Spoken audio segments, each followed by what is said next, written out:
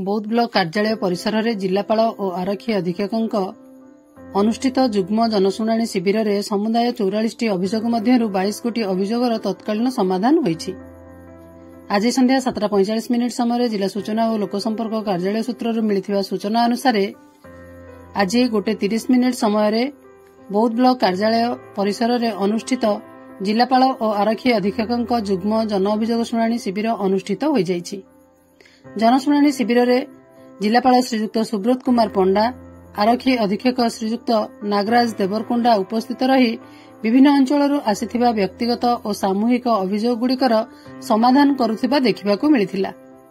आज अभियोग शुणाणी प्रकोष्ठ को मोट 44 गोटी अभियोग आसिथिबा बेले सेथिमध्यरु 22 गोटी अभियोगर तत्कालीन समाधान करा जायथिला।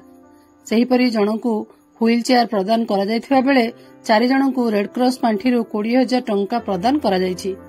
अन्यमानंक मध्यरे अतिरिक्त जिलापाल श्रीयुक्त अनिरुद्ध प्रधान, जिला परिषद मुख्य उन्नयन अधिकारी प्रभास चंद्र दंडसेना, बौद्ध बीडीओ युधिष्ठिर मेहर, तहसीलदार लग्नजीत बेहरा समेत विभिन्न विभागर अधिकारी माने उपस्थित रहिथिले।